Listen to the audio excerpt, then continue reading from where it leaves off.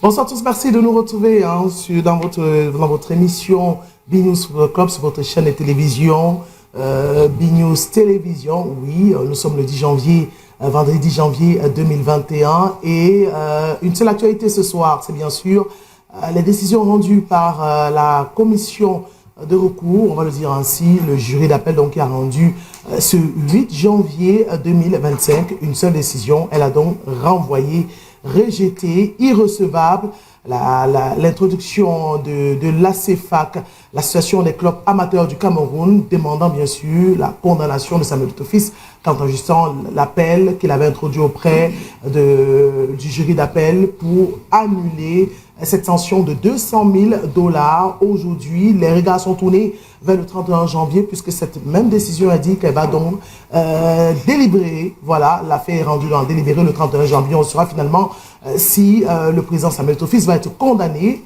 la condamnation va être maintenue à une sanction de $200,000 ou tout simplement annulée, ou s'il y aura encore une autre affaire au niveau du tribunal arbitral du sport. On y reviendra dans cette émission. Quel peut être l'impact d'une telle décision, mais surtout l'impact au niveau de sa candidature pour le poste de candidat au comité exécutif de la Confédération africaine de football. Mais on reviendra aussi sur les conséquences, mais surtout la cause de ce conflit, la CFAC qui n'a pas de raison et toutes les personnalités qui sont derrière, notamment des informations qui fuitent avec l'intervention de Guiba Ikatama, l'ancien membre du comité exécutif de la Fédération camerounaise de football, Henri Dialakouane, ancien vice-président, mais surtout responsable de la commission marketing, et on parle justement des avocats venus depuis Londres. On en parlera dans cette émission avec nos invités depuis l'étranger ici sur le plateau, le temps juste d'une transition et on se retrouve pour le début de l'émission. Bienvenue à tous. Et ils sont déjà sur ce plateau avec nous pour nous accompagner. Je vais commencer par notre consultant. C'est la première depuis le début de cette année. Fabien Bobo, bonsoir. Votre micro, je vous en prie. Bonsoir Priscille. Bonsoir Fabien. Bonsoir à vos techniciens qui nous permettent de parler. Bonsoir à votre riche panel. Et bonsoir à vos téléspectateurs qui sont dissimulés comme ça à travers le Cameroun, l'Afrique et le monde entier. Et merci de m'avoir convié à ces débats en cette nouvelle année. Bonne année à vos téléspectateurs, bonne année à vos techniciens et bonne année à votre riche panel. Alors l'année a bien débuté. Oui. C'est vrai, il y a beaucoup d'informations. Elle est riche en termes d'informations sportives ou balistiques. Bien sûr. Sur le plan personnel, elle a bien débuté. De nouveaux projets. Oui, vous savez. De nouvelles perspectives. Bien sûr, vous savez. On dit qu'une année a bien débuté lorsque le Dieu Tout-Puissant continue à vous donner le souffle de vie. Parce que beaucoup ont perdu la vie, que ce soit le 24 et le 31. Et ils étaient convaincus qu'ils allaient vivre le premier, qu'ils allaient vivre le 25. Mais Dieu en a décidé autrement. Ils sont partis. Mais nous, on a eu la grâce de vivre le 25, de vivre le premier. Je crois qu'il faut rendre grâce au Tout-Puissant. Et je lui dis merci de m'avoir accordé encore quelques jours le souffle de vie. Voilà, avec vous, on va parler justement de la principale thématique, mais peut-être avec vous, avoir votre idée sur le championnat Elite 1, Elite 2, et on a justement des bruits de bottes et des casseroles, comme disent certains, contre le championnat Elite 2, où on a parlé des rencontres qui sont déroulées sans ambulance, sans civière. Parlons justement de ce championnat qui a toujours des petits tas, qui affecte tout un remue-ménage concernant cette 4e journée. Est-ce que vous avez eu cette information? Est-ce qu'elle est vérifiée? Oui, mais parce que les gens cherchent toujours la petite bête quelque part. Je crois que le championnat, il faut regarder sur le plan de la compétitivité. Est-ce qu'il se joue? Est-ce qu'il est compétitif? Oui. Que ce soit le Elite 1, que ce soit Elite 2. Voyez-vous, l'écart entre ceux qui sont en tête et ceux qui viennent derrière n'est pas très loin. Et aujourd'hui, personne ne peut vous dire qui sera champion du Cameroun, même ceux qui sont en tête, parce que on n'est pas à l'abri d'une défaite. Même quand on a aligné 2-3 victoires consécutivement, on n'est pas à l'abri d'une défaite. Donc, c'est un championnat compétitif et ça, je m'en réjouis. Et je me rappelle quand j'avais dit sur un plateau de télévision que le championnat camerounais est plus compétitif que le championnat ivoirien. Les gens se sont levés parce qu'ils confondent la structuration des clubs. C'est-à-dire que les clubs qui peuvent acheter des joueurs à l'étranger et avec la compétitivité d'un championnat. Quand vous regardez le championnat du Cameroun, il est compétitif. Maintenant, au Cameroun, qu'est-ce qu'il manque au Cameroun? C'est la structuration des clubs. C'est-à-dire que les clubs n'ont pas encore cette vision et cette projection de se structurer comme on voit ailleurs. Quand vous prenez par exemple un pays comme la Tanzanie, vous avez des grands clubs comme le Simba. Est-ce que la Tanzanie est plus riche que le Cameroun en termes économiques? Non. Mais ils se sont structurés là-bas de telle manière que il y a des clubs qui sortent du lot. Quand vous regardez un match du Simba, tous nos stades sont rouges de maillots. Et je puis vous dire, les recherches que j'ai pu mener, un maillot d'un club comme le Simba coûte dans les 22 000 francs CFA. Alors prenez les premiers clubs camerounais, que ce soit Coton Sport, que ce soit la Colombe de Sangmelimba et les autres clubs, l'Union de Douala, ainsi de suite, le Canon de Yaoundé. Est-ce qu'il y a un seul club dont le maillot coûte 22 000 ou 25 000? Vous allez trouver les maillots de 10 000, les maillots de... Donc, selon vous, il y a d'autres sphères qui devaient inquiéter les journalistes, les observateurs de football, concernant le championnat des douanes, que ce problème de manque d'ambulance, de manque de civières est un problème... non, ça peut arriver. C'est une épée dans l'océan. Ce n'est pas une bonne chose. Oui. Parce qu'il faut l'ambulance au stade quand les gens jouent. Quand il y a blessure, on amène rapidement les gens à l'hôpital. Il faut des ambulances. Quand ça manque, c'est pas une bonne chose. Mais on ne peut pas s'accrocher. Là-dessus, pour noter le championnat qui est en train de se jouer, voilà. qui commence très bien. Voilà, parce que, il faut le dire à vos téléspectateurs, la Fédération camerounaise de football est quand même arrivée au 4e championnat. Parce que 3 championnats se sont joués au Cameroun du début jusqu'à la fin. Et il faut le préciser sans qu'on... comment vous appelez ça? Sans arrêt, sans interruption. Sans interruption, même sans... comment vous appelez ça? C'est que l'État donne la... Subvention de l'État. Voilà. Les 3 premiers championnats sont joués sans subvention de l'État. Or, nous connaissons dans ce pays où les gens avaient la subvention de l'État, mais les championnats n'arrivaient pas à terme. Oui. On a eu des arrêts de 3, 4, 5 mois où les gens disaient, s'il n'y a pas l'argent, on ne joue pas. Donc, il faut le préciser et il faut le relever également. Donc, nous sommes au 4e championnat. C'est au 4e championnat que le président de la fédération a saisi l'État du Cameroun pour lui dire, j'ai déjà fait 3 championnats sans subvention. Maintenant, il faut la subvention de l'État.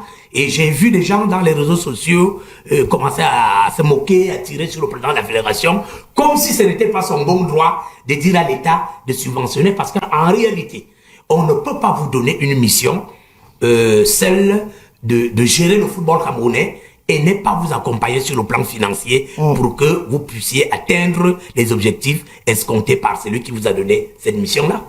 Merci. On va prendre le deuxième invité, Jim Noah, j'ai envie de dire consultant, même titre que Fabien Bobo. Vous êtes un habitué de la maison et cette émission BNews Football Club. Bonsoir. Bonsoir Priscille. Votre micro, faut vous habituer, hein. Oui, bonsoir Priscille, bonsoir à Serish Panel, bonsoir aux téléspectateurs. Nous sommes heureux d'être là ce soir pour édifier les Camerounais autant que faire se peut. Il y a lieu de rappeler ici que il faut toujours l'avoir en idée, qu'il y a 7000 qui n'ont pas fléchi les genoux à balle, c'est ce que la Bible dit. Donc le fait que les personnes de bien, les personnes justes, réduisent en nombre dans le monde ne veut pas dire qu'il n'y a pas de personnes qui sont bien. Nous autres, par la grâce de Dieu, humblement, nous faisons partie de ces personnes-là qui portent l'étendard de la justice et qui font valoir le credo de la vérité. Et d'ailleurs, c'est ce que nous sommes venus faire ce soir. Nous espérons donc être à la hauteur pour satisfaire les aspirations de tous ceux-là qui nous regardent ce soir. Voilà, il faut dire que vous êtes avocat, analyste du droit du sport, pasteur. Je suis tout ça. Vous êtes polyvalent. Un peu comme Fabien Bobo aussi. Ouais, je le dis toujours, je suis serviteur de Jésus-Christ. Ceux qui me connaissent le savent et j'entends vraiment que les choses se passent bien. Donc je suis quelqu'un de vraiment très rigide. Vous suivez la justice divine et la justice des hommes. Non, il n'y a pas justice divine, justice des hommes. La justice vient de Dieu. Donc il n'y a rien que justice. Ça c'est le vocabulaire des hommes. Mais la justice vient de Dieu parce que l'un de ses noms, c'est Jehovah Tchekenu, le Dieu de justice. Donc, lorsqu'on parle de justice, c'est également une autre appellation de Dieu. Donc, je suis tout ça. Donc, voilà. Voilà, et on va parler de justice dans cette émission, puisque nous attendons le troisième invité sur le plateau, à savoir Châtelain Kono. C'est un membre influent du canon sportif de Yaoundé. Aujourd'hui, on va dire un peu Afrita Mengaga, qui a bien voulu faire le déplacement après l'invitation de BNews sur ce plateau pour qu'ensemble nous puissions traiter de cette actualité majeure en termes de football. Et bien sûr, nos invités les autres. On aura Alain Fabian depuis Paris, Dr Jean Crépin-Niapsi depuis Paris, et bien sûr Willy Kak, journaliste depuis la Russie, qui seront avec nous en direct d'ailleurs. Ils sont déjà, puisque la réaction me fait de grands signes. Et on prend donc la première thématique avant d'introduire nos invités du côté donc de l'Hexagone et de la Russie. Avec vous donc, je prends la première thématique, le premier sujet à débattre ce soir, c'est cette décision du comité d'appel, je veux le dire ainsi, donc, parce qu'il n'y a pas de commission, jury d'appel, c'est mieux dit ainsi, voilà. Le jury d'appel donc qui a donc rendu sa première décision, rendant irréversible cette décision ou cette introduction faite par la CFA, qui est l'association des clubs amateurs de football camerounais, demandant l'inculpation de Samuel Tofis concernant les matchs truqués déjà abandonnés par le jury d'appel qui avait estimé qu'il n'y avait pas assez de preuves, mais demandant que la sanction concernant les $200,000 soit effectuée. Ensuite, on a eu ce communiqué où cette lettre ouverte écrite par Ndili Ndiélé demandant justement la condamnation qu'elle soit appliquée, et le jury d'appel donc qui a rendu sa décision, c'était ce mercredi 8 janvier, irrecevable, et continue de mettre en examen cette requête, cet appel, si on le dit comme ça, faite par le président Samuel Tofis, l'annulation de cette condamnation, on va dire décision qui sera donc rendue en délibéré le 31 janvier 2024. Et je commence par vous, Maître Jim Noah. On va dire qu'on est dans c'est une série avec plusieurs épisodes cette fois-ci. Comment est-ce que vous avez analysé la sortie? Je vais d'abord commencer par celle-ci de Ndiélé, on va dire membre influent, football, oui, le football camerounais, lui-même instructeur CAF, qui demande la condamnation de Samuel Tofis, et cette sortie, on va dire cette décision du jury d'appel qui rejette tout simplement l'introduction, cette requête introduite par la CFA, qui est l'association des clubs de football camerounais. Priscille, en réalité, ce que ces gens ont fait, cette lettre, cette requête à laquelle vous faites allusion, c'est un trafic d'influence, et ce n'est pas différent de l'appel même interjeté. C'est-à-dire qu'il n'y a pas de différence entre leur appel qui a été interjeté et la requête en question. Il s'agit d'un trafic d'influence, parce que ça ne se fait pas. Lorsqu'une affaire est en instance, on ne saisit pas la juridiction qui instruit le dossier pendant qu'elle tient le dossier, ça ne se fait pas.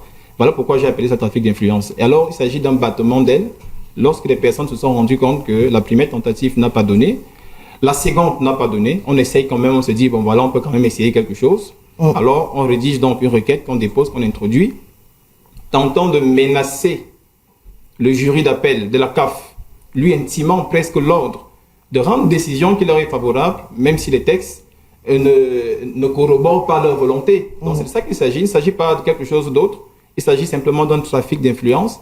Et heureusement qu'aujourd'hui la CAF sait qu'elle est une institution très importante, et que non seulement les Camerounais, le monde entier a des yeux sur ce qui se passe actuellement. Le jury d'appel a su naturellement, c'est ce qu'il devrait faire, naturellement rejeter la requête. Donc voilà. Je ne pense pas que c'est quelque chose, même une chose sur laquelle on devrait véritablement s'appesantir, parce que pour moi, c'est du non-lieu. C'est du non-lieu, c'était fait pour échouer. Alors, Fabien Bobo, on attendait justement cette décision du jury d'appel qui a rendu recevable cette requête introduite par la CFA, qu'on y reviendra. Mais le fait marquant justement, parce qu'on commence par les faits nouveaux, c'est cette lettre ouverte de Ndili qui estime que, on ne va pas revenir, tout le monde l'a vu sur la toile, qui estime que le président Samuel Tofis devrait être condamné. Est-ce que vous pensez que ces actions soient justes ou pas? Il a des qualités de le faire en tant qu'instructeur CAF peut-être, ou acteur influent du football camerounais? Bon, je crois que le juriste qui est sur ce plateau a surabondamment expliqué de manière simple, en français facile, ce qui devrait être fait et ce qui a été fait. Maintenant, vous me parlez de mon enseignant, parce que M. Ndili Ndiélé a été mon enseignant pendant que je faisais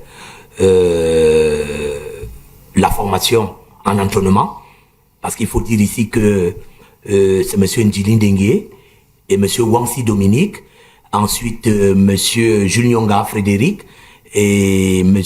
Ngoué qui m'avaient interpellé. À l'époque, j'étais encore à la CRTV, consultant. Ils m'ont dit, lorsqu'on te regarde, lorsqu'on t'écoute à la télé, c'est bien, tu analyses bien et tout ça, mais il faut que tu viennes te faire former pour apprendre la Vous avez besoin de formation, vous? Bien sûr, je le dis ici parce que il faut rendre hommage aux gens quand ils sont vivants. Je vous dis, Monsieur Ndjili Dengue, Monsieur Wansi Dominique, Monsieur Ngwe et Monsieur Jules Nyonga, c'est eux qui m'ont donné ce conseil-là que c'est bien, tu parles à la télé, c'est bien, mais il faut que tu viennes te faire former pour que tu apprennes ce qu'on appelle la terminologie. C'est comme ça que je suis donc allé me faire former et Monsieur Ndjili Dengue a été mon enseignant. Donc je ne peux pas parler de lui avec légèreté parce que j'ai beaucoup de respect pour lui. Mais maintenant, quand on prend le côté logique de la chose, croyez-vous que la carrière que Samuel Eto'o a pu faire, c'est-à-dire que partir d'Mvogada pour Nobel et aller marcher sur le toit du monde, mettre l'Afrique sur le toit du monde, vous croyez que les gens peuvent partir du quartier qui n'ont rien apporté au football? Quand je dis apporter, c'est-à-dire que sur le plan de son rayonnement international, peut-être ils ont apporté des choses au football sur le plan local au Cameroun et tout ça, mais sur le plan international, qui de ces gens qui sont allés se plaindre au Caire a fait mieux que Samuel Eto'o sur le plan du rayonnement du football africain à travers le monde entier? Personne. Alors, sur le plan donc logique, vous croyez que c'est ces gens-là qui doivent venir détruire donc toute cette carrière, tout ce que Samuel Eto'o a pu faire pendant des dizaines d'années, que ces gens-là aient raison devant une juridiction? Je trouve ça d'ailleurs malsain et malhonnête de la part de ces gens-là. Quand vous prenez des présidents de clubs, dont je ne vais pas citer les noms ici, et certains qui étaient dans ce couloir-là, je crois qu'on a énuméré 60 personnes qui sont allées au Caire pour faire croire que Samuel Eto'o a truqué les matchs, il a fait ceci, il a fait ceci. Donc, le jury d'appel de la CAF n'a fait que rendre justice en disant à ces gens, vous n'avez pas fait mieux que ce type pour le rayonnement du football africain. Vous n'avez pas fait mieux que lui, un enfant d'Afrique qui allait marcher sur le toit, sur le toit du monde. Donc, c'est quelque chose de logique. Moi, au matin de ce match-là, au matin de ce procès-là, autant pour moi j'avais écrit dans les forums qu'il n'y aura rien là-bas au Caire. Et les gens étaient surpris que dans l'après-midi, qu'on puisse m'écrire. Les gens ont commencé à m'écrire dans les forums que mais toi tu es Dieu pour savoir qu'il n'y a rien à voir là-bas, parce que je sais que les ténèbres ne peuvent pas prendre le dessus sur la lumière. Pour vous, c'était une introduction qui était vide, aucun fondement, comme disent certains juristes et même Maître Gims. Parce que c'est un vide juridique. C'est même malhonnête, Priscille. Oui. Je vous dis que la carrière de Samuel Eto'o parle de lui. C'est-à-dire que c'est un fils, un digne fils d'Afrique, qui est parti des quartiers populaires et populeux et allé marcher sur la toiture du monde. Comment les gens peuvent sortir du quartier pour venir détruire cette carrière-là? Même Dieu dans les cieux ne peut pas permettre que cela arrive. Parce que les gens qui veulent détruire Samuel Eto'o aujourd'hui sortent des ténèbres. Qu'est-ce qu'ils ont fait mieux que Samuel Eto'o dans le rayonnement du football africain, dans le rayonnement du football camerounais? Je parlais l'autre jour ici sur ce plateau. Si Samuel Eto'o n'avait pas été là, la CAN est partie du Cameroun.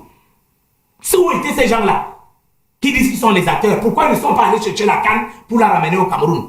Il a fallu que Samuel Eto'o le fasse pour l'amour qu'il a pour son pays, pour l'amour qu'il a pour le chef de l'État, qui allait essuyer la plus grosse honte de sa vie.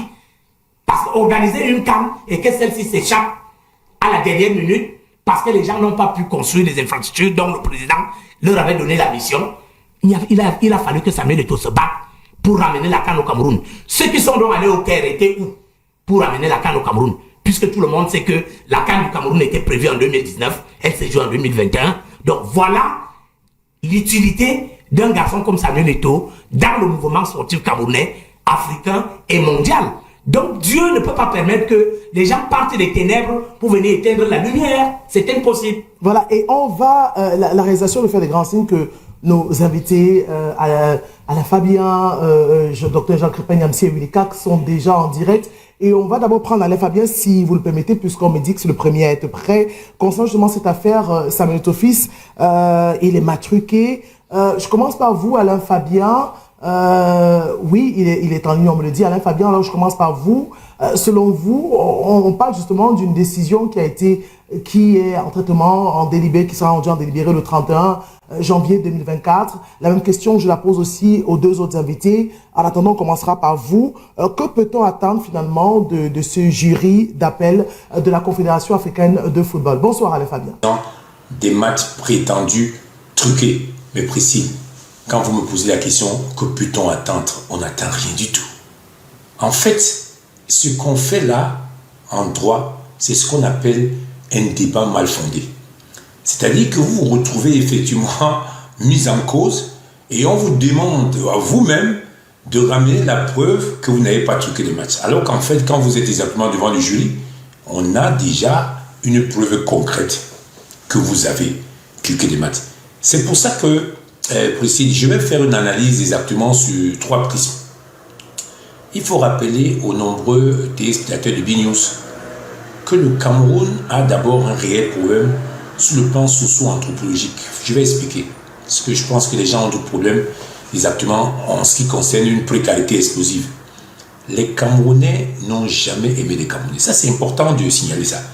Parce que pour pouvoir prendre l'initiative, dépenser des gros cordons de la bourse pour aller blablater avec un laïus historique et qu'après, on imagine qu'on doit condamner effectivement un président de la Fédération camerounaise de football. C'est-à-dire que, alors là, on est dans une vision lunaire. C'est carrément ubuesque. Le vrai problème, le vrai sujet que les gens évitent, qu'on ne voulait pas vous dire, c'est qu'il y a un jeune président à la Fédération camerounaise de football qui est venu avec une volonté féroce d'avoir une nouvelle vision. Et vous savez très bien que tout ce qui est nouveau fait peur, effectivement, aux gens qui sont habitués exactement, comme on dit, à truander leur espace. Et quand on dit truander, le mot est même faible. Et vous avez effectivement une entité qui vous donne l'impression que l'homme qui est aux manettes est devenu un véritable faussaire à tous les niveaux. Mais quand vous dites que quelqu'un est un homme qui est un faussaire, ça c'est pas grave. Encore faudrait-il avoir des éléments probants. Mais vous venez exactement dans une forme de gadou et demandez à la même personne de dire exactement pourquoi il a truqué des matchs alors que vous n'avez pas les éléments clairs. Et là, vous devenez ce qu'on appelle dans le droit anglais un nain en droit. C'est-à-dire que vous êtes venu exactement comme un amateur, mais incroyable. C'est un peu comme précis pour rappeler, comme on dit, une belle métaphore à vos téléspectateurs au niveau du BNews, comme si monsieur le directeur général, d'ailleurs que je salue, Nelson Obama, dans un déjeuner entre vous et lui, il vous propose peut-être dans une conversation ventriloque, oui, Priscille, je pense que le prochain mois, vous passerez à un salaire de 3 millions, même si vous n'êtes pas loin d'avoir ce salaire-là. Et vous décidez de porter plainte en disant, oui, le directeur général m'a fait une proposition d'un salaire de 3 millions, mais c'est écrit où? L'administration est écrite. En fait, les gens créent une distraction ambiguë inutile et ils dépensent des efforts surréalistes. Et on commence à te dire que là maintenant, le président de la Fédération camerounaise de football, on en a marre, c'est fini. Non. Et ça nous évite exactement des vrais sujets. Et pour rappeler un sujet exactement qui va peut-être fâcher d'autres personnes, pour rappeler à nos nombreuses personnes qui sont souvent vigilantes, le président Paul Biya est venu exactement avec la même férocité, rigueur et moralisation. Il y a eu plus de détournements que lorsqu'il n'avait pas encore signalé ça là. Et 2 ans après, il y a eu un coup d'État. Donc ce qui arrive là, c'est qu'il y a un vrai malaise au niveau des cordons de la bourse que les gens ne pourront plus truander comme avant. Et on vous fait croire, sous prétexte que quelqu'un a une conversation ventriloque avec son ami et qu'en droit, c'est valable. Non, on ne vient pas devant la justice commencer à jouer effectivement au dessin animé. Quand on vient devant une justice qui est responsable, on vient avec des éléments probants, on vient avec des atouts, on ne vient pas imaginer que il faudrait que parce qu'on a supputé, on a conjecturé et il faudrait que le grand jury puisse condamner un individu. Pourtant, dans d'autres cieux, quelles sont les personnes qui étaient censées être condamnées en temps normal? Ce sont des gens qui ne payent pas, les enfants qui sont dans une précarité abyssale. Ce sont des enfants qui ont détruit, ce sont des messieurs qui ont détruit complètement le football camerounais. Ce sont des messieurs qui ne veulent pas être dans la norme professionnelle de ce qu'on appelle le football de très haut niveau. Mais pourtant, ils regardent nos chaînes, ils regardent effectivement nos chaînes au niveau du championnat français, championnat anglais, championnat italien, championnat espagnol. Mais ils ne veulent pas que les gamins qui sont dans le territoire, qui demain pourront être des Roger Mila, des Samuel Eto'o, la preuve précise pour la petite histoire. Vous avez vu votre collègue sénégalais avec une joie extraordinaire quand il avait la hantise de rencontrer Roger Mila pour en faire un reportage. Je vous laisse exactement la suite. Mais vous voyez bien que dès lors que vous avez ça au Cameroun, on n'aime pas beaucoup ça. On vous distrait avec des débats mal fondés et des vrais débats où il faut les faire et il faut faire en sorte que les méga stars du championnat camerounais soient des joueurs. En ce moment, les gens sont abonnés absents. Donc quand vous demandez exactement qu'est-ce qu'il faut attendre du vent, et je dis un énorme vent. Alors, on était habitué à leur slogan Eto'o Moscow. Maintenant, il faudrait qu'ils puissent être encore beaucoup plus intelligents de ramener des vrais éléments, des vrais indicateurs. Et la plupart des gens qui ont exactement engagé cette plainte-là, il faut regarder exactement, comment on dit, leur posture et puis, effectivement, leurs états de service. C'est pour ça qu'il y a un adage en Suisse que pour pouvoir monter dans le cocotier, encore faudrait-il avoir un caleçon propre. Je ne vais pas dire davantage, mais quand vous avez exactement cette entité-là qui commence à faire une délation à un être humain qui s'est battu corps et âme pour pouvoir faire en sorte que d'abord son nom soit exactement au firmament. Ah, on va essayer de recontacter Alain Fabien Boubo. Peut-être le temps de prendre Jean-Claude Penassi. Mais avant de prendre Jean-Claude Penassi, je reviens vers vous, Jim Noah. On parle justement, j'ai une question justement que peut-être entendre du jury d'appel de la CAF. Vous, je vous repose cette question. On attend une requête qui va être, qui a été introduite par le président, une décision délibérée le 31 janvier. Selon vous, qu'est-ce qu'on peut véritablement attendre, vous, avec votre expérience de juriste, de cette décision du 31 janvier 2025? Bon, Priscille, on ne pourra pas parler on ne pourra pas seulement parler de cette décision. Je crois qu'il faut également faire allusion à l'interjection d'appel de l'autre partie. Je n'aime pas prononcer ce nom parce qu'il ne vaut rien. La CEFAC? Bon, c'est vous qui le dites. Je n'aime pas trop le prononcer parce qu'en réalité, ça ne veut absolument rien dire. Alors, il faut savoir ceci. Votre micro? Allez-y, oui. Il faut savoir, je vais prendre ça de manière globale. Quand vous regardez, et je demande aux Camerounais de prendre les textes. Pendant que je parle, ouvrez vos codes pour voir si ce que je dis est vrai ou si c'est faux. Parce qu'actuellement, il y a des débats sur la toile qu'on ne comprend plus. C'est tout le monde qui parle du droit, c'est tout le monde qui parle du sport. Et ceux qui n'aiment pas le président Samuel Eto'o ont tendance à écouter les mensonges. Et sachant bien que c'est du mensonge, mais parce que ça les arrange, ils sont tranquilles. Donc prenez vos codes et ouvrez-les. Quand vous regardez l'article 41 et l'article 42 des statuts de la CAF, les statuts de la CAF ont donné compétence à 2 organes juridictionnels de la CAF pour connaître de cette question. Lorsqu'il s'agit des matières disciplinaires, alors, ces organes-là, c'est le jury disciplinaire et le jury d'appel.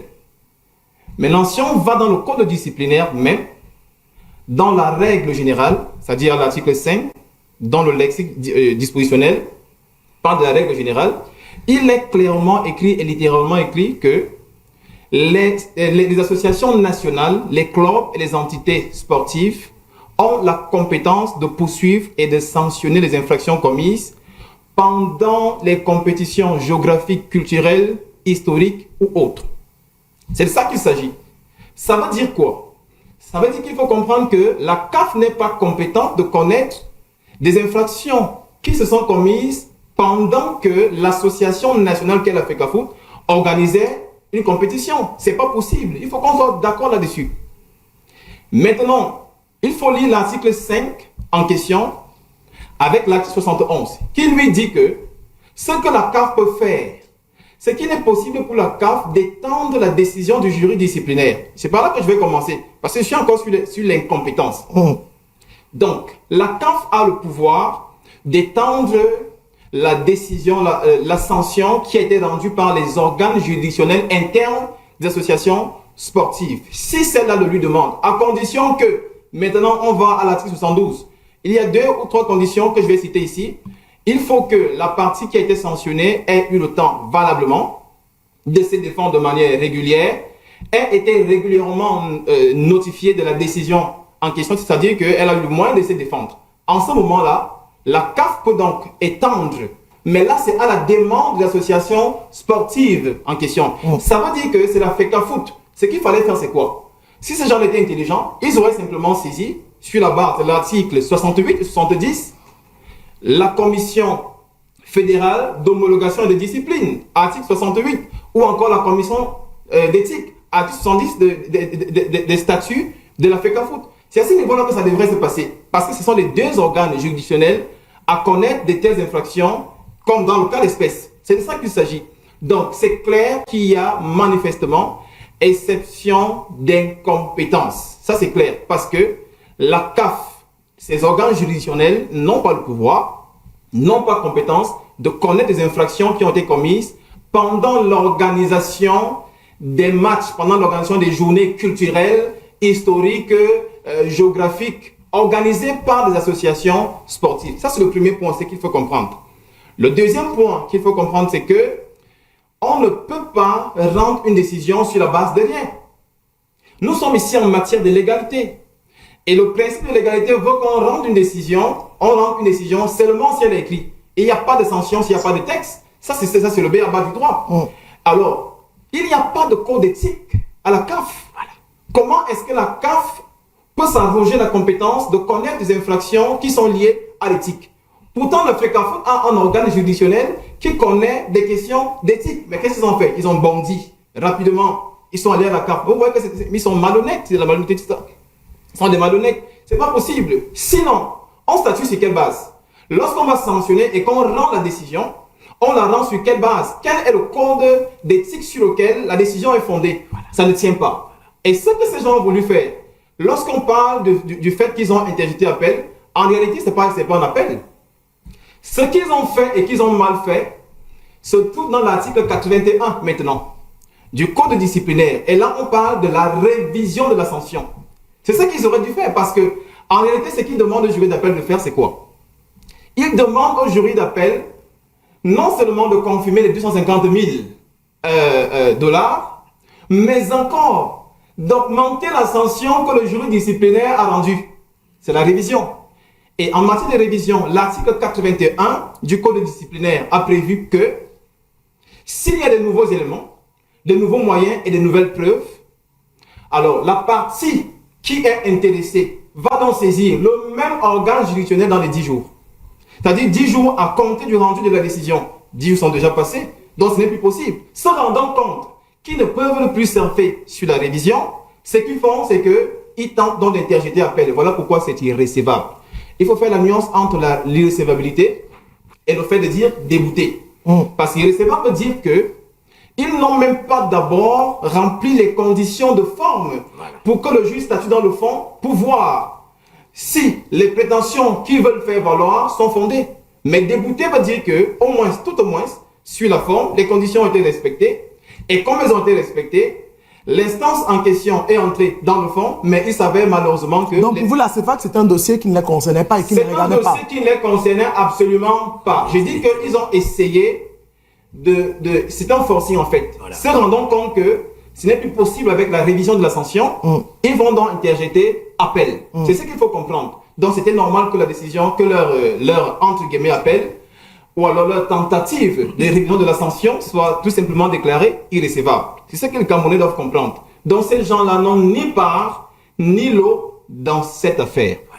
Alors, vous voulez savoir ce que je pense du 31 parce que le délibéré a été renvoyé. Ouais.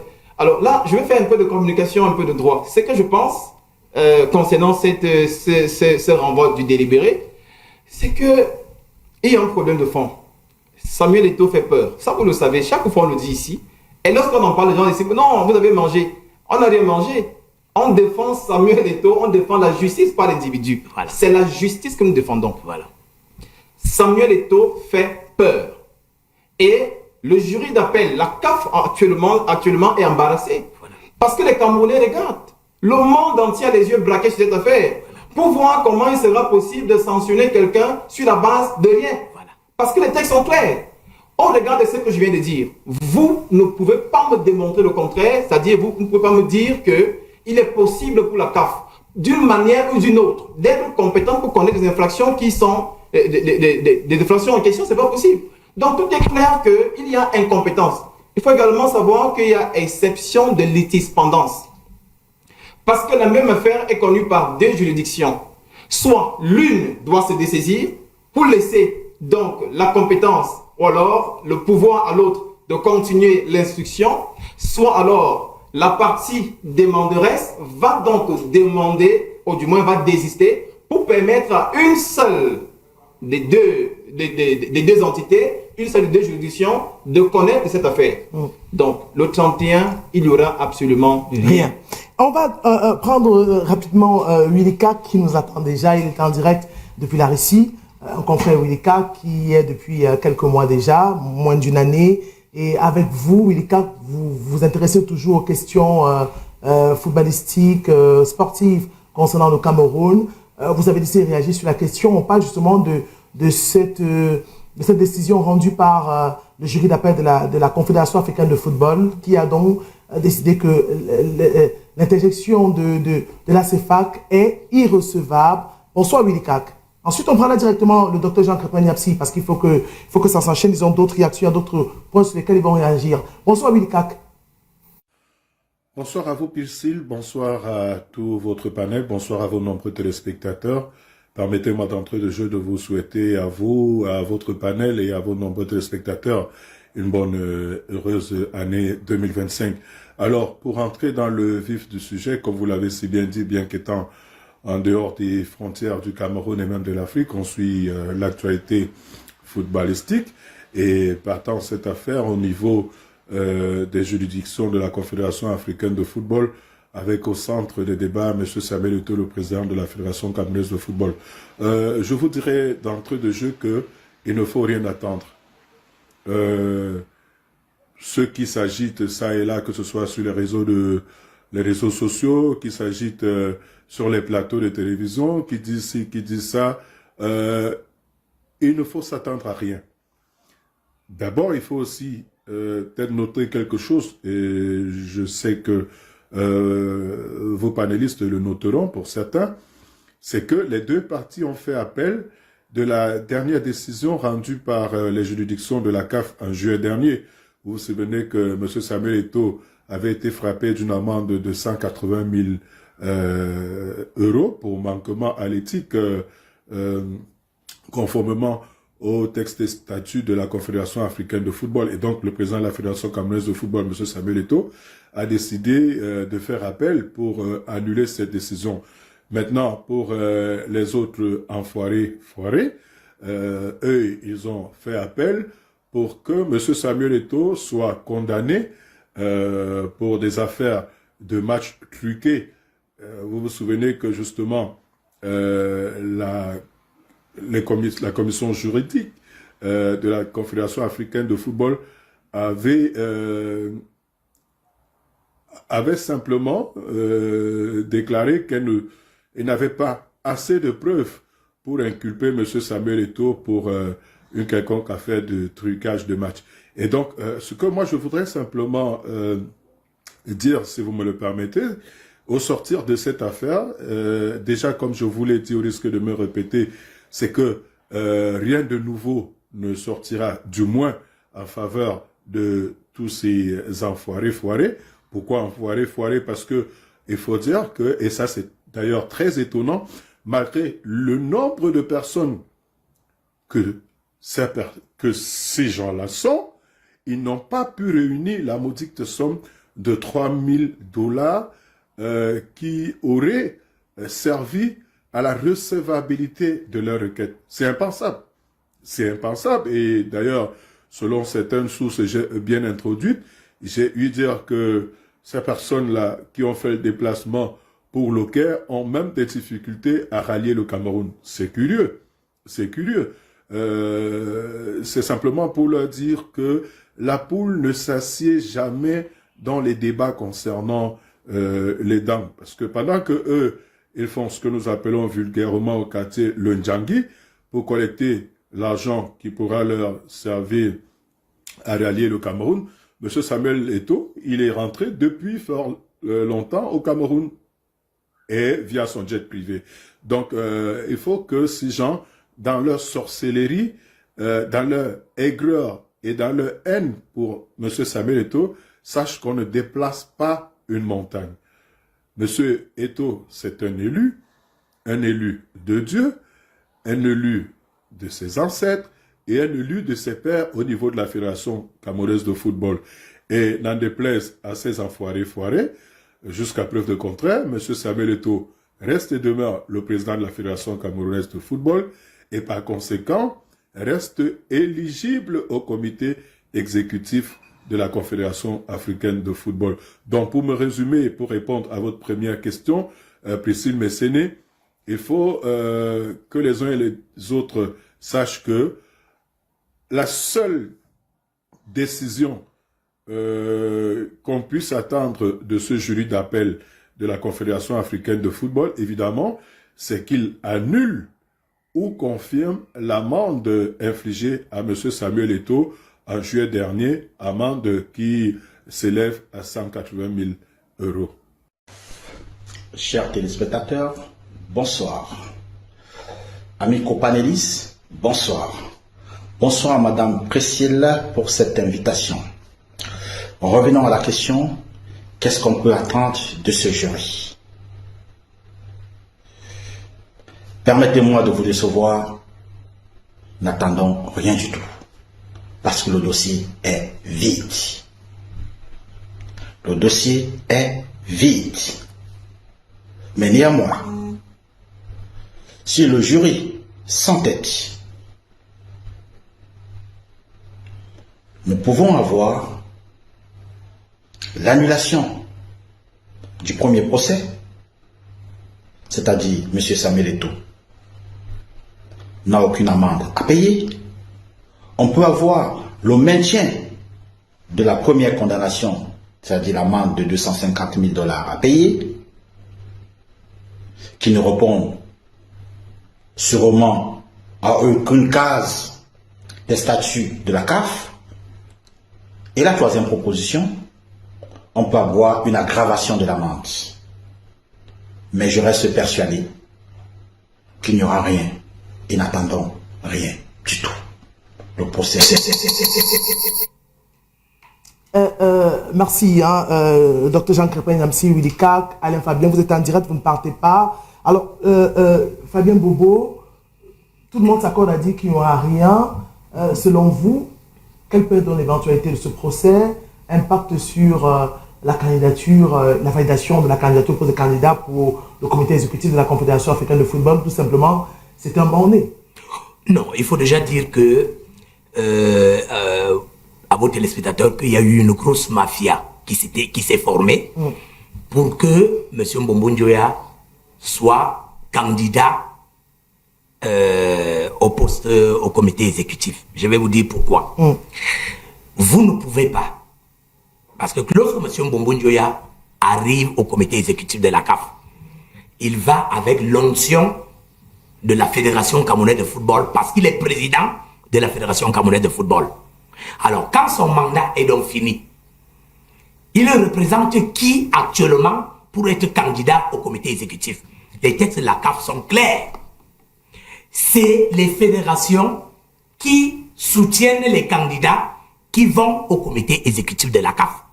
Je vous prends un exemple. À la FECAFOLE, lorsque M. Abouem est élu président de la FECAFOLE, il y a M. Majoré Timba qui est dans les instances internationales du volleyball.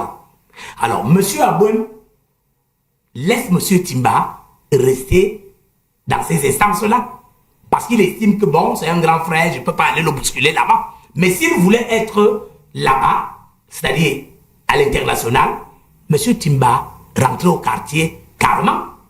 Je vous donne encore un autre exemple.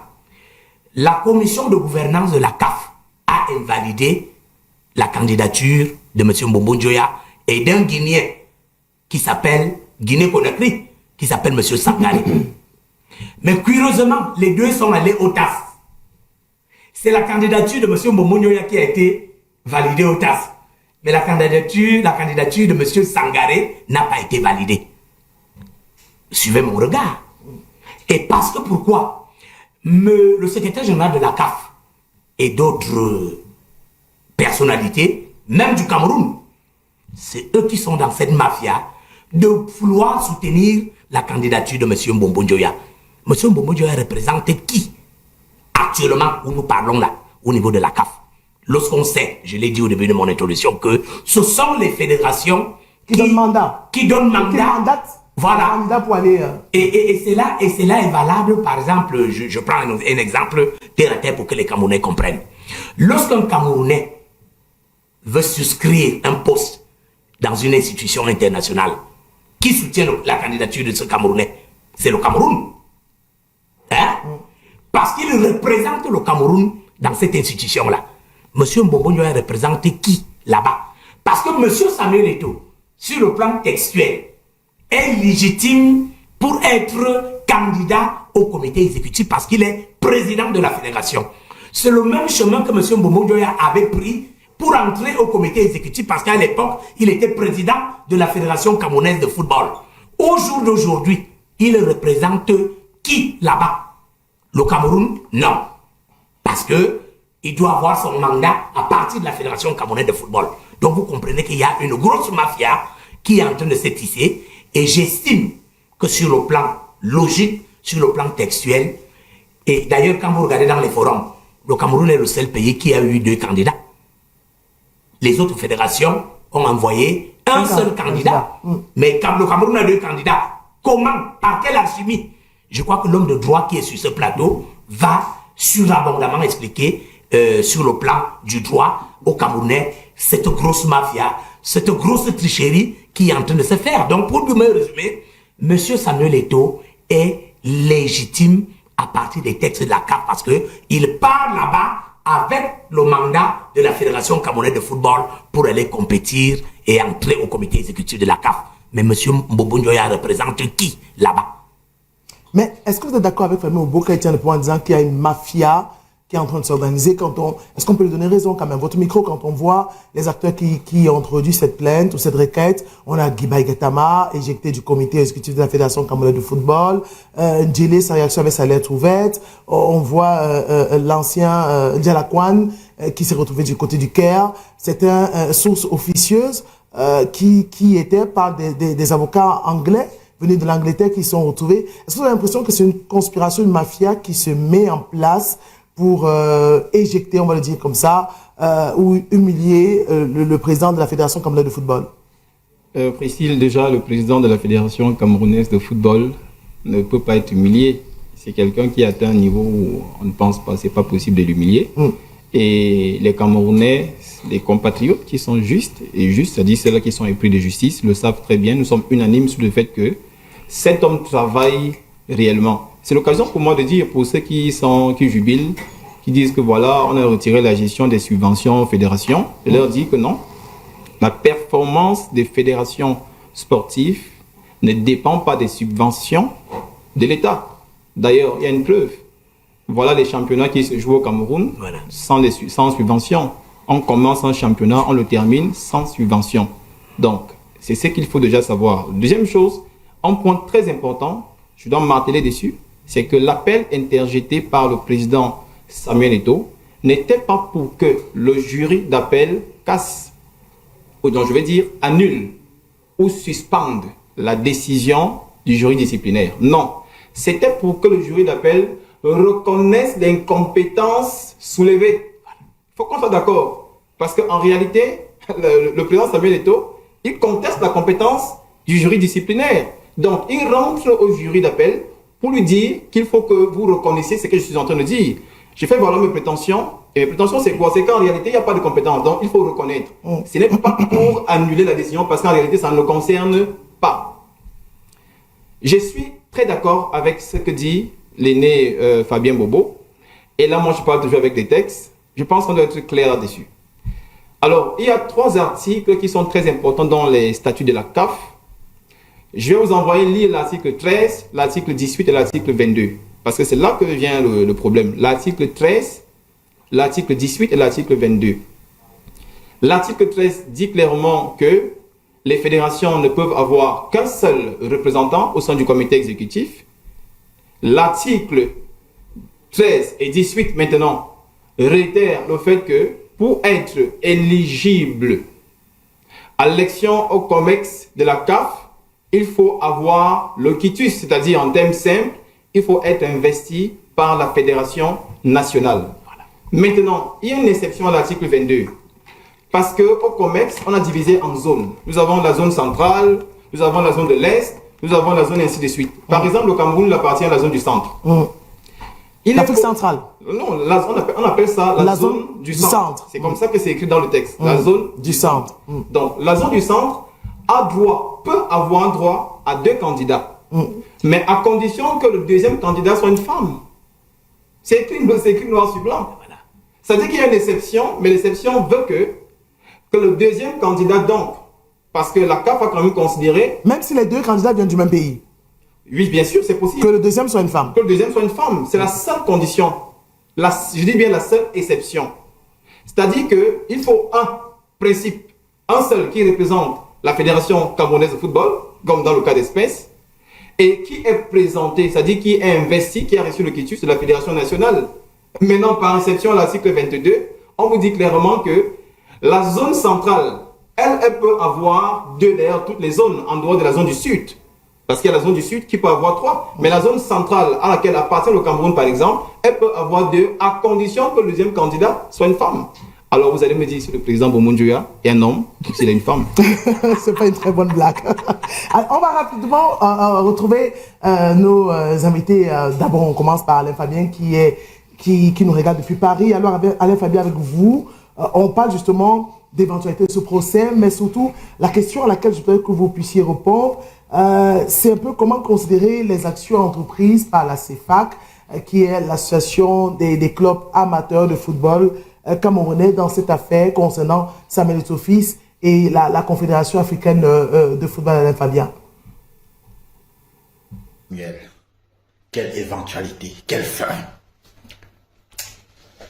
Je suis dans l'obligation de vous décevoir, il n'y aura rien. Le dossier sera classé, sans suite. Parce que le dossier Samuel Eto'o est vide. Il n'y a rien qui peut pousser le jury à prendre une décision de condamnation de Samuel. D'ailleurs, c'est pour cette raison Samuel a fait appel. Parce qu'il trouvait que l'amende infligée à sa personne était une amende fallacieuse. C'était une amende qui ne répondait et qui n'entrait, qui ne cochait aucune case dans les statuts de la CAF. Le jury a une seule chose aujourd'hui, c'est de rattraper l'erreur commise par les premiers jurys lors du premier procès. C'est la seule chose que le jury aura à faire ici, classer le dossier. Je répète, la finalité de ce procès, ça sera le classement de ce dossier. Samuel Eto'o n'a commis aucune erreur pendant et depuis qu'il est président de la FECAFOOT. En tant que joueur, il a été plus ou moins exemplaire. Ce n'est pas aujourd'hui, il viendra commettre des erreurs. Et des erreurs d'un amateur. Soyons sérieux. Arrêtons de chercher les poux sur la tête de ce gars et laissons Samuel Eto'o travailler. C'est normal, à son âge, d'être ambitieux. Quel est ce jeune qui n'est pas ambitieux? Pourquoi vouloir détruire, anéantir toutes les ambitions de Samuel? Parce qu'on l'accuse d'avoir fait ceci, d'avoir fait cela? Non, pour moi, il n'y a rien dans le dossier et le dossier sera classé et sans suite. Merci à vous, Dr Krépin Niamsi. On va prendre tout de suite Alain Fabien. On a annoncé Alain Fabien, mais on a eu le Dr Krépin Niamsi. C'était le premier à être sur la ligne. On nous signale qu'Alain Fabien est aussi sur la ligne 2. Bonsoir Alain Fabien. Alors, je vous repose la question, puisqu'il y a des interférences.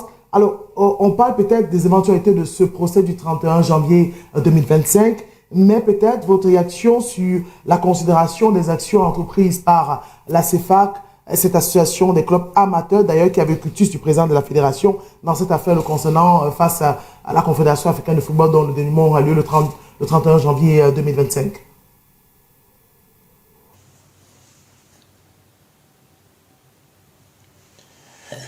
Mais Priscille, le simple fait même de poser cette question, comment comprendre les actions entreprises par la CEFAC, ça me gêne. Parce qu'il faut rappeler d'abord à nos nombreux téléspectateurs de BNews pour que les gens aient le même niveau d'information. Qu'est-ce que c'est que la CEFAC? Association des clubs de football amateurs au Cameroun. Quand vous regardez les jeunes qui jouent au football quand Samuel Eto'o est dans un stade, vous avez l'impression que les jeunes ne veulent pas de Samuel Eto'o? Ça démontre une seule chose. Mais les gens qui représentent le football jeune sont pas à leur place. Parce qu'ils ne représentent absolument rien. Je ne suis pas de mauvaise foi.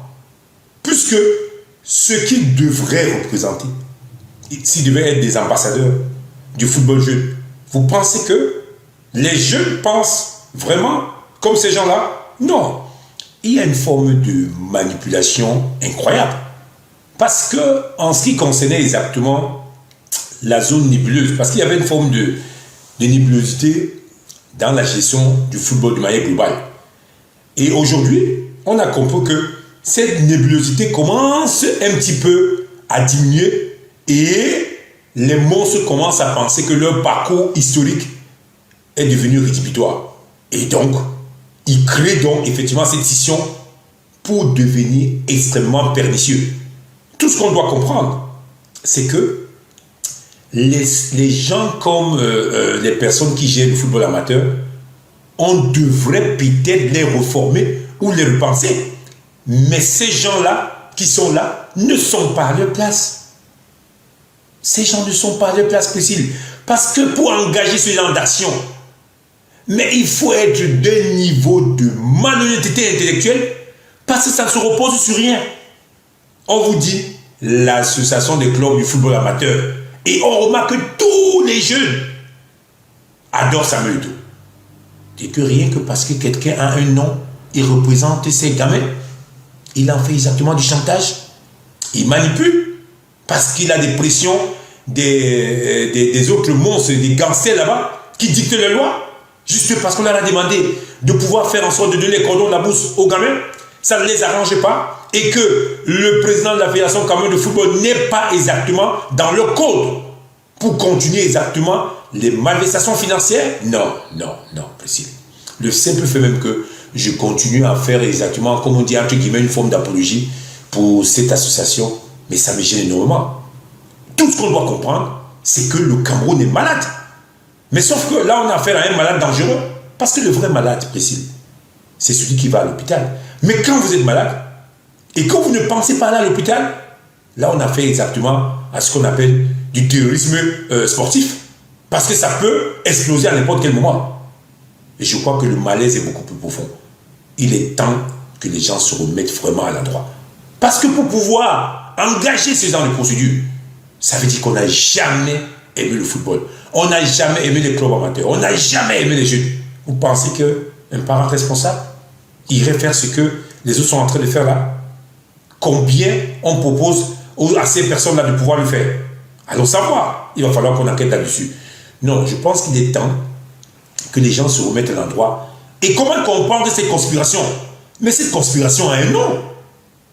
Ceux qui sont les instigateurs de ces éléments-là, la plupart des gens du football camerounais maîtrisent ces hommes-là.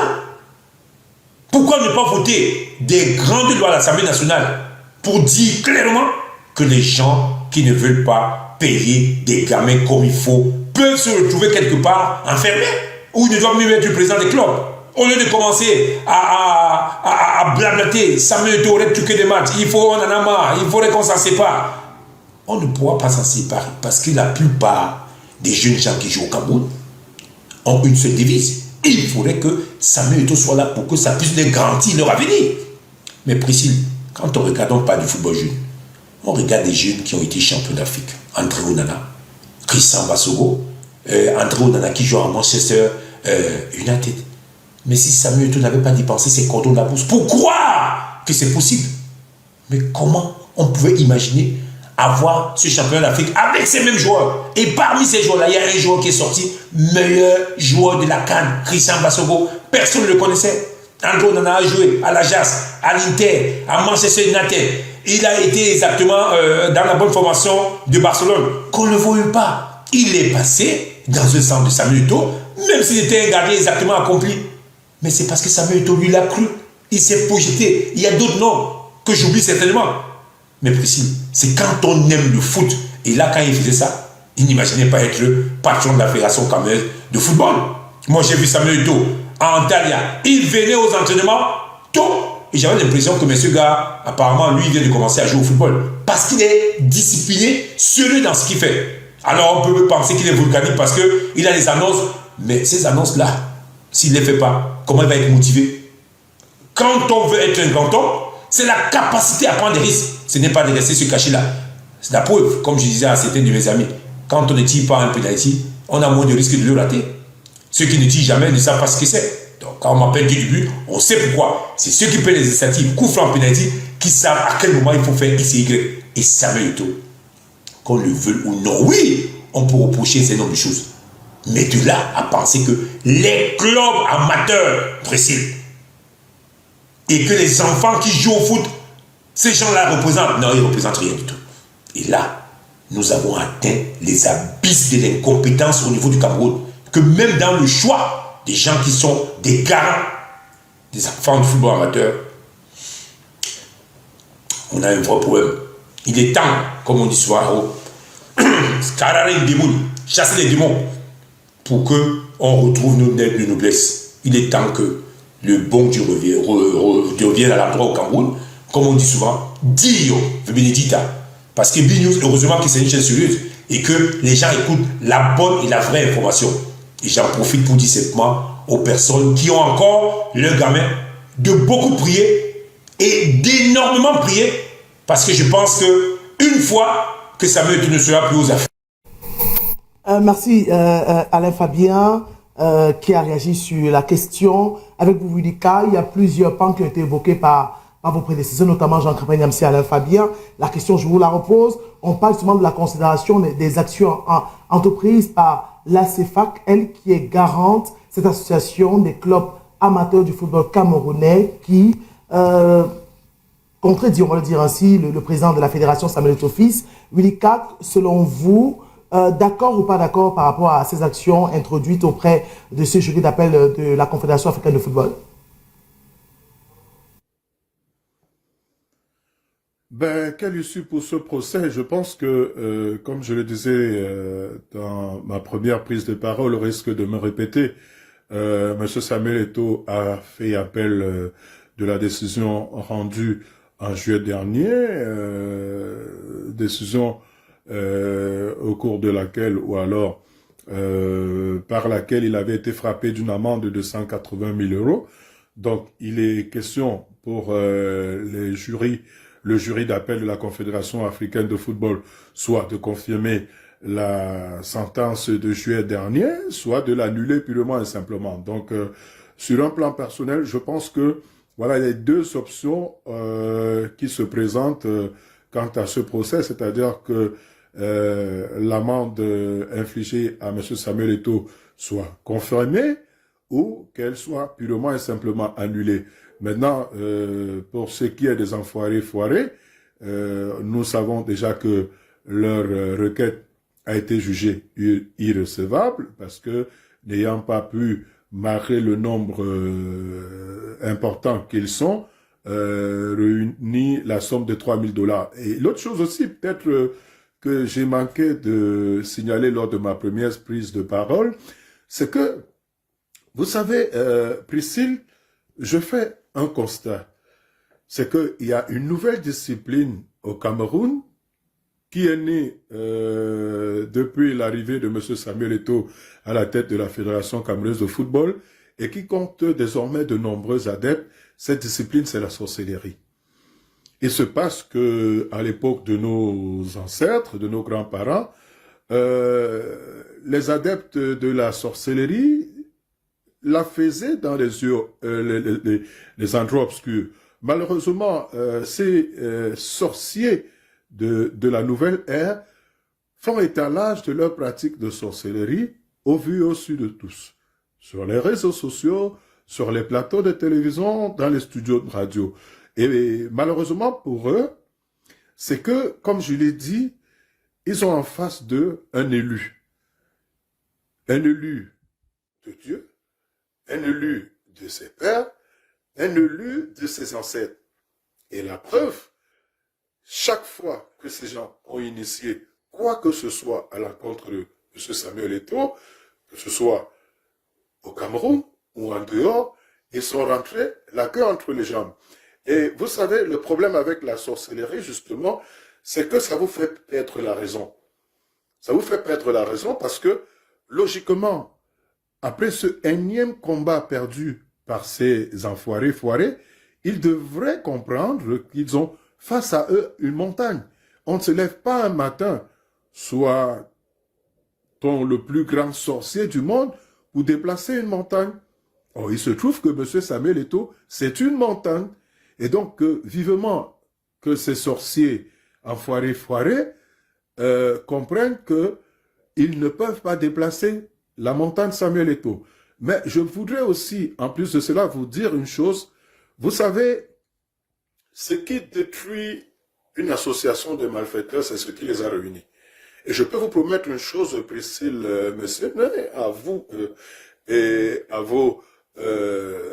votre panel et même vos téléspectateurs, c'est que ces gens qui aujourd'hui combattent Eto'o, dans un futur très proche, retenez bien ce que je suis en train de vous dire, dans un futur très proche, se combattront entre eux. Je dis, ce qui détruit une association de malfaiteurs, c'est ce qui les a réunis.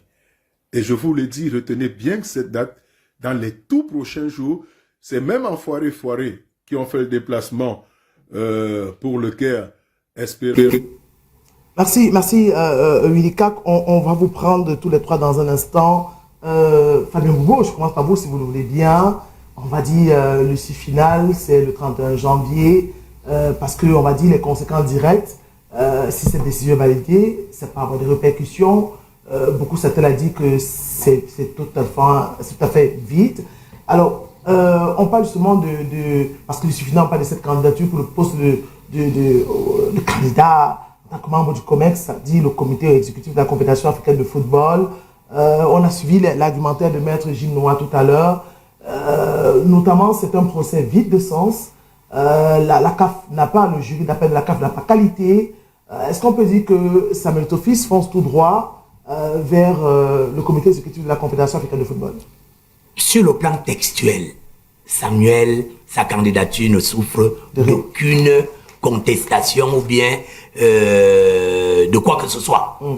Parce que Samuel part avec le mandat de la Fédération camerounaise de football. Comme l'avait fait Mbombo Njoya lorsqu'il était président de la FECAFOOT. Il entrait au COMES de la CAF avec le mandat de la Fédération comme président de la Fédération camerounaise de football.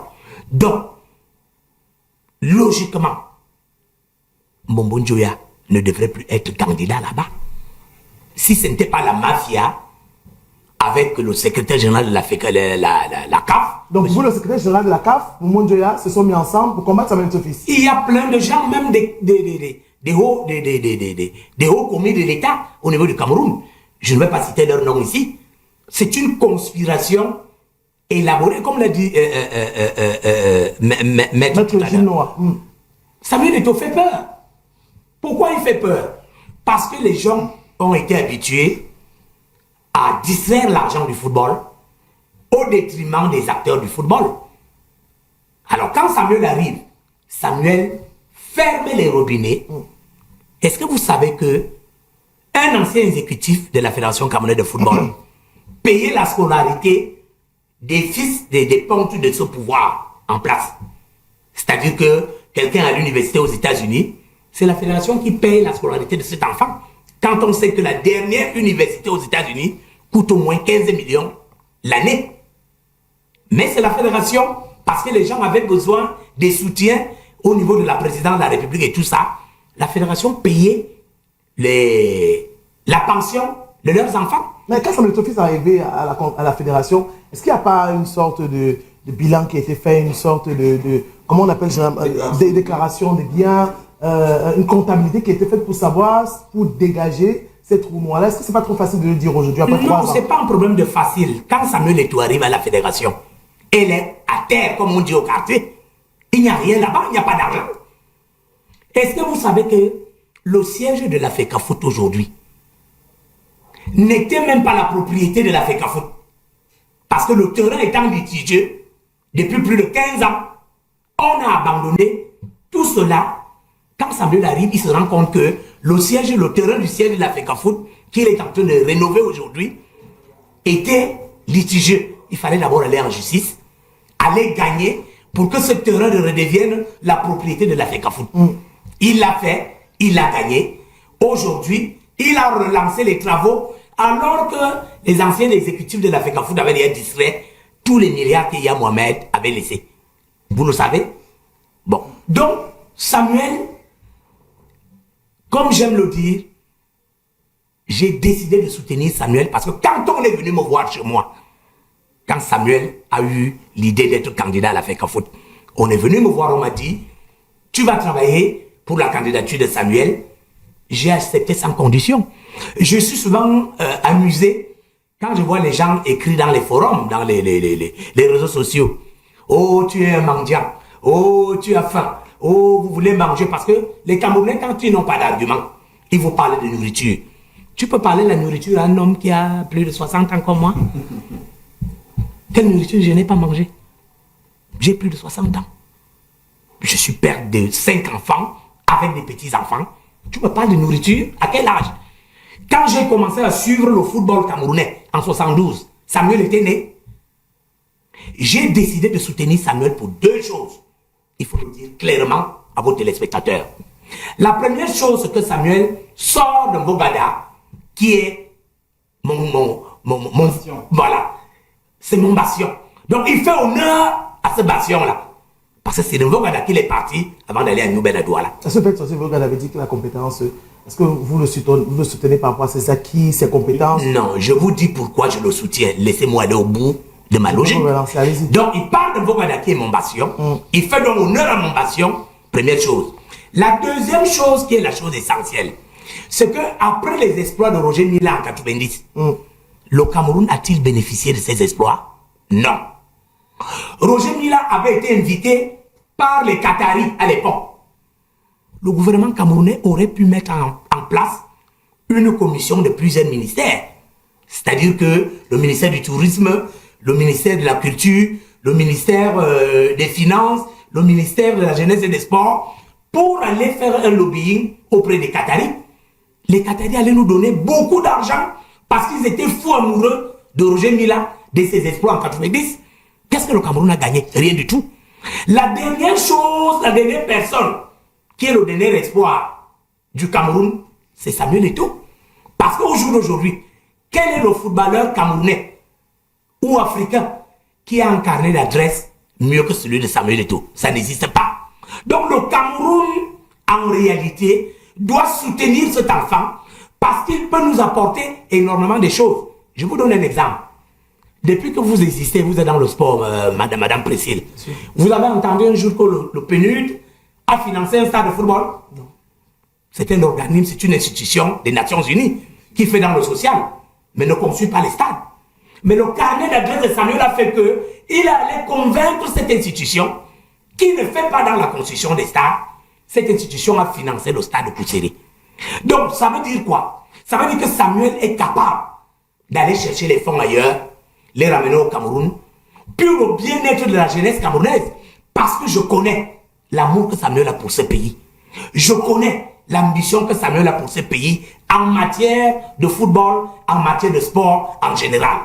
Donc, si les Camerounais n'étaient pas des gens méchants, on devrait... Oui.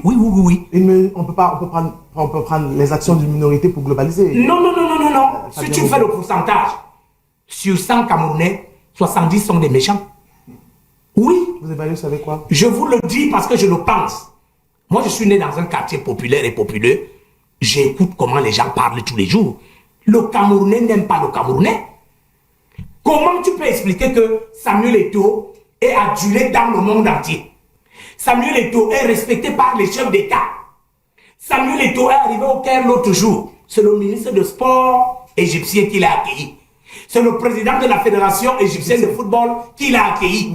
Et qu'au Cameroun, certains Camerounais, certains pygmées mentaux, excusez-moi le terme, insultent ce monsieur du matin jusqu'au soir, alors que c'est un produit vendable que Dieu nous a donné pour aller chercher les fonds ailleurs et venir construire des choses au Cameroun pour permettre à la jeunesse de pouvoir s'épanouir. Mais pourquoi depuis 3 ans ce n'est pas fait? On a le même discours, Samuel Eto'o fils a un carnet d'adresse, Samuel Eto'o fils connaît plein de monde. Pourquoi depuis 3 ans les actions telles que vous venez d'énumérer ne sont pas faites, ne sont pas appliquées au Cameroun? Non.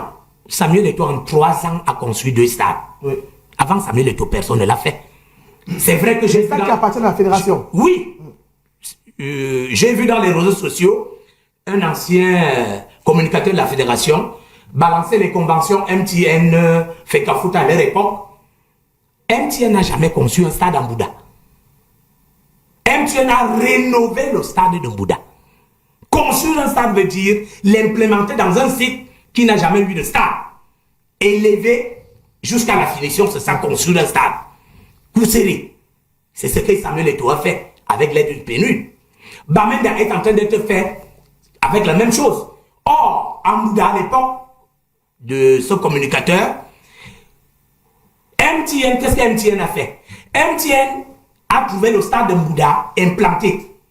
L'aire de jeu était en terre battue. MTN a transformé l'aire de jeu en gazon naturel et a fait 2 tribunes. C'est pas ça construire un stade, c'est rénover le stade. C'est la même chose qu'ils ont fait à Guidère. L'aire de jeu était en terre battue, ils ont mis un gazon synthétique et ils ont fait des tribunes. Donc, quand je dis qu'avant Samuel Eto'o, personne n'a construit de stade au Cameroun, les 2 stades de Samuel Eto'o sont visibles. Vous avez Kousseri qui est fini, vous avez Bamenda qui est en train d'être achevé. Donc, vous ne pouvez pas dire que pourquoi on ne voit pas ces choses palpables depuis que Samuel est là. Non. Si Samuel construit 2 stades en 3 ans, mais si vous donnez encore 4 ans à Samuel Eto'o, il va encore construire 2 stades ou 3, ça va faire beaucoup de stades. Et comme il a un objectif de construire 10 stades de proximité, il peut le faire. Et au-delà même de ça, la rénovation du siège de la Fecafoot. Moi, j'ai eu le privilège de voyager à travers le monde. Quand vous avez un siège qui est bien construit, qui est propre, les sponsors vont venir vers vous parce qu'on estime que vous avez investi. Or, le Cameroun, au jour d'aujourd'hui, a le dernier siège. Quand je prends l'Afrique noire, j'étais au Sénégal, j'étais au Maroc, j'étais au Bénin, j'étais partout. L'Afrique francophone. J'étais en Guinée équatoriale, tout ça. Le Cameroun a le dernier siège de football. Ce qui est à Tingala, c'est une poubelle. Ça fait même honte. Je suis sûr que Samuel n'a pas encore demandé à certains de ses partenaires qui sont soit en Asie, soit en Europe, de venir au Cameroun parce qu'il va les recevoir où le siège de Tinga est une poubelle. C'est pour cela qu'il s'est engagé à finir la construction du nouveau siège pour que, quand il va demander à ses partenaires de venir au Cameroun, qu'ils viennent dans un endroit qui est acceptable, qui est décent. Donc, pour dire que, pour me résumer, Samuel travaille. Et les Camerounais de bonne moralité, les Camerounais qui n'ont pas l'esprit des ténèbres, doivent soutenir Samuel parce que Samuel est un travailleur et c'est le dernier qui nous reste. Parce que si Samuel disparaît aujourd'hui, s'il quitte le milieu du football, le Cameroun aura gagné quoi de ces 2 icônes? Roger Mila, on n'a rien gagné. Samuel, on va encore perdre Samuel. C'est pour cela que je le soutiens. Parce que je sais que son carnet d'adresse peut apporter énormément au Cameroun. Et il a fait avec le PNUD, qui n'a jamais conçu un stade dans un pays. Mais la première fois que le PNUD finance un stade, C'est au Cameroun. C'est au Cameroun. Grâce à Samuel Eto'o-Fils. Grâce à Alors, Samuel Eto'o-Fils. pour sortir sur la question justement de ce procès qui est en train, dont les résolutions sont attendues, les résolutions définitives sont attendues, avant de voir si on va faire appel auprès du TAS. Votre réaction là-dessus? Priscille, la vérité fait mal, elle blesse souvent, mais nous n'avons pas de choix. Même lorsqu'on va à l'hôpital et que le médecin, si c'est le chirurgien, lorsqu'il opère, ça fait mal. Donc nous pouvons comprendre pourquoi certaines personnes ont mal de nous entendre dire des choses que nous disons. Je vais marteler sur un point. Je dis que l'article 18, l'alinéa 5, effectivement, il dit que les anciens candidats sont éligibles. Mais il ne faut pas interpréter la loi comme ça. Il y a la règle d'or, il y a la règle littérale, il y a la règle des méfaits. Ça veut dire que lorsqu'on ne comprend pas le droit sur sa forme littérale, parce que soi-disant, entre guillemets, il y a un conflit, il faut procéder par la règle d'or. L'exception, donc, c'est quoi? Là où ils sont coincés, c'est que l'article 22 du statut de la CAF dit que oui, c'est possible d'avoir deux, mais à condition que le deuxième soit une femme. Ça veut dire quoi en d'autres termes?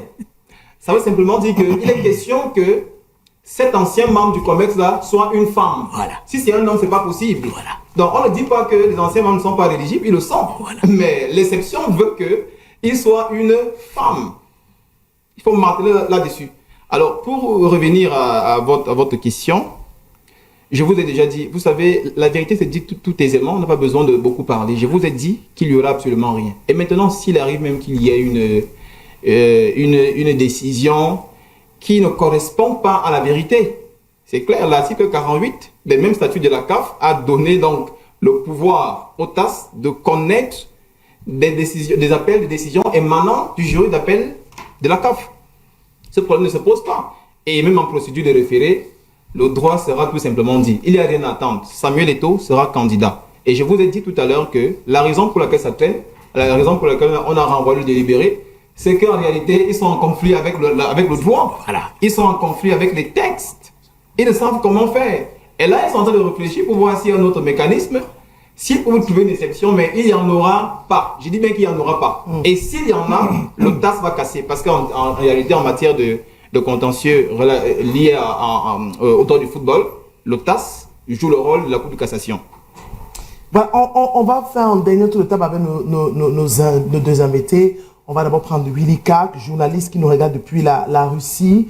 Vous suivez avec nous cette émission. On évoque plusieurs pans et tout le monde s'accorde, en tout cas les panélistes sur le plateau s'accordent à parler de mafia, on va dire de bande organisée pour détruire Samuel Eto'o-Fils. Est-ce que selon vous, je veux le faire vraiment en thème simple et un peu mesuré, est-ce que selon vous, on peut parler de conspiration concernant justement la suite du parcours de Samuel Eto'o-Fils à la tête de la Fédération camerounaise de football et même concernant sa candidature au poste de candidat pour le comité exécutif de la Confédération africaine de football, Willy Kak?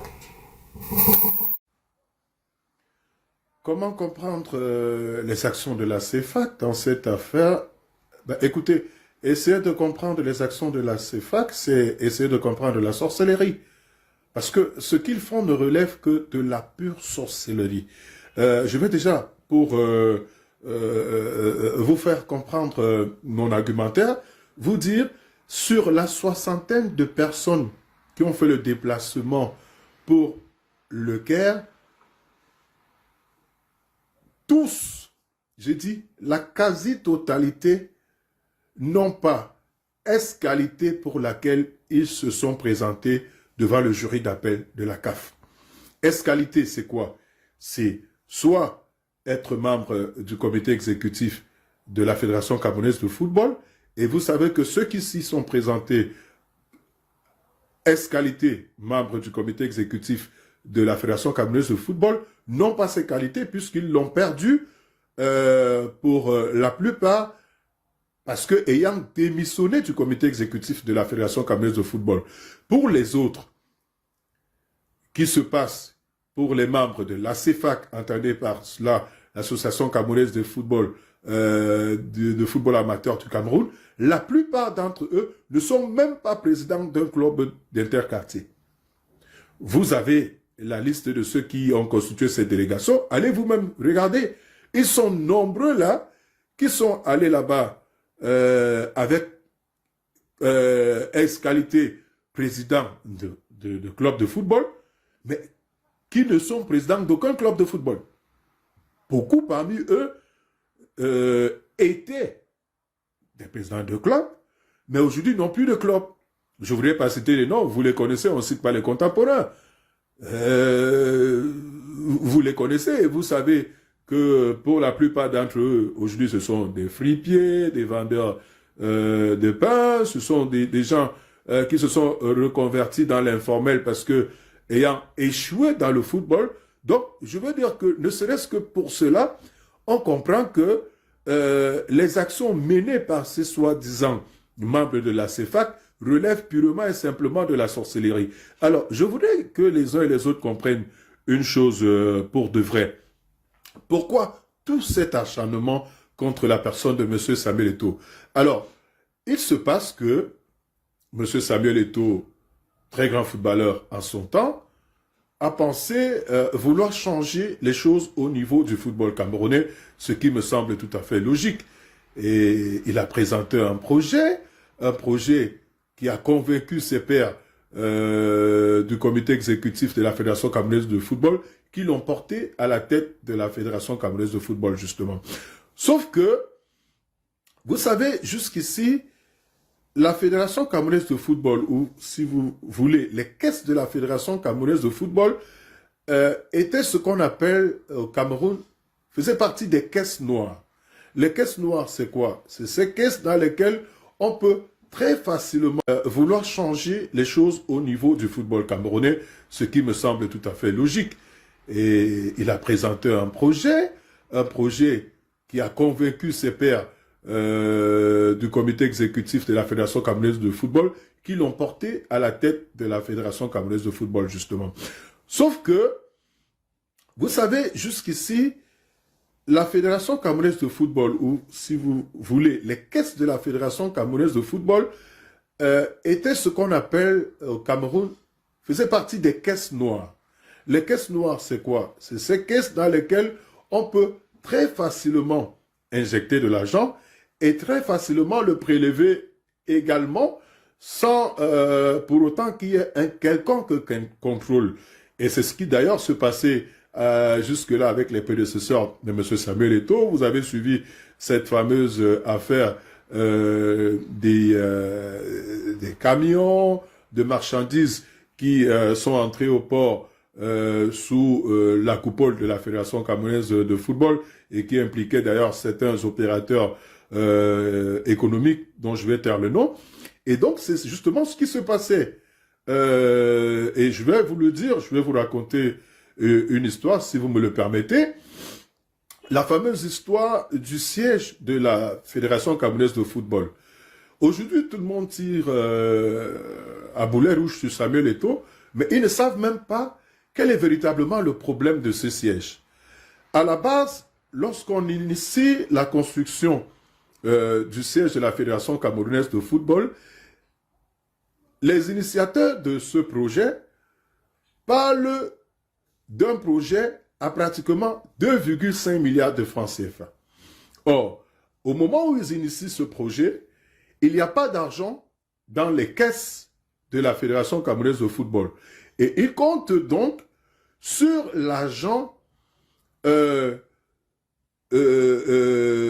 la FIFA devait reverser au Cameroun pour sa qualification à la Coupe du Monde 2014. Et qui devait justement piloter ce projet? C'était le fils du regretté président de la Confédération africaine de football, M. Issa Yatou, paix à son âme. Et ce qui s'est passé entre-temps, c'est que justement, la FIFA a versé cet argent et nous savons ce qui s'est passé à la Coupe du Monde de 2014. Ça a été une catastrophe et donc on ne pouvait plus utiliser cet argent pour construire le siège de la Fédération camerounaise de football. Donc, pour ceux qui tout le temps parlent de l'affaire de la construction du siège de football de la Fédération camerounaise de football, il faut qu'ils intègrent cela. Et maintenant, je reviens à M. Samuel Eto'o. Et donc, vous savez que... on va peut-être essayer de... On est à la fin de l'émission, hein, problème de connexion, c'est ça aussi les aléas du direct. Fabien Hugo, on est à la fin. Votre mot de fin, justement, parce que nous sommes en train de conclure. Mon mot de fin est simple. Samuel l'a dit lui-même déjà, lorsqu'il a fait l'interview avec Bouvier. Votre micro. Samuel l'a dit lui-même déjà que ce qui se passait à la CAF était un théâtre. Et on voit bien aujourd'hui que les résultats du théâtre sont là. Malgré le fait que les gens ont eu le soutien de certains membres du gouvernement qui étaient derrière eux, avec le soutien du secrétaire général, M. Moussengo, de la CAF, en complicité avec M. Mbomo Dioya qui est là-bas. Parce qu'il faut dire ici que l'objectif de la CFA était d'enlever Samuel Eto'o de la présidence de la FECAFOOT. Alors, quand cet objectif n'a pas été atteint, vous croyez que ce qui va se passer avec l'amende et tout ça, il n'y a plus rien à attendre là-bas. Donc, pour dire que Samuel Eto'o, comme j'aime souvent le dire, je l'écris souvent dans les forums, Samuel Eto'o, c'est le vent. On ne combat pas le vent. Et on n'arrête pas le vent. On subit les effets du vent. Parce qu'on ne sait pas d'où il vient, d'où il part. Et je tiens à dire à ceux-là qui se sont engagés à le combattre, vous ne pouvez pas faire la carrière que Samuel Eto'o a eu à faire si la main de Dieu n'est pas avec vous. Merci. Jim Noah, votre mot de fin.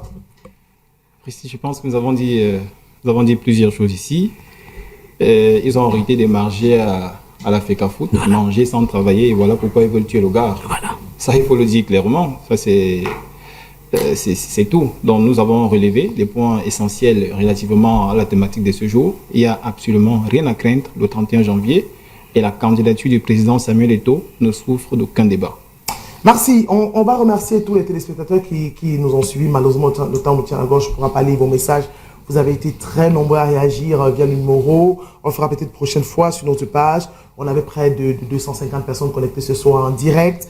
On va remercier aussi, j'ai reçu un message de la mère de Thirindo qui regardait l'émission, Madame Zé, une fidèle téléspectatrice de l'émission Business Football Club. Merci à vous, Madame Zé. On remercie aussi Fidel Castro qui nous a regardé depuis la ville de Konsamba, où il se trouve actuellement, malheureusement, la papier Loja. Parce qu'il se marie. Fidel Castro, il allait toquer la porte. Il allait toquer la porte, il a cassé la porte, il a fait ce qu'il fallait. Il est un homme engagé. Suivez pas, Jim Noah. Fidel Castro, c'est important de se marier. Non, mais c'est très important. Ça fait qu'on soit équilibré. D'ailleurs, je salue ma charmante épouse. Je l'aime beaucoup.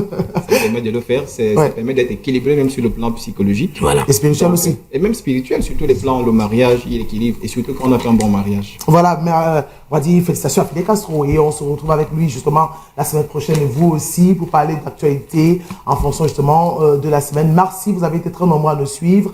Merci aux invités. Malheureusement, on n'a pas pu avoir Châtelain-Cour sur ce plateau, calé sur la route de Mengaga parce qu'il faut dire qu'il prenait la route de Mengaga pour Yaoundé, bloqué par les embouteillages. Il s'en est excusé. Plusieurs personnes étaient invitées aussi, elles ne sont pas venues. On a fait une très belle émission. On se donne rendez-vous vendredi prochain pour une nouvelle édition de Business Football Club, mais les programmes se poursuivent sur votre chaîne, notamment le week-end, les éditions d'information, le grand rendez-vous du dimanche avec NS Obama, le club, pour parler de l'actualité politique, économique, culturelle de l'heure. Suivez le programme, ne manquez pas. Nous, on se donne rendez-vous vendredi lorsque ce sera 21h30 sur la même chaîne, sur les mêmes antennes. Allez, bon week-end à tous. Merci.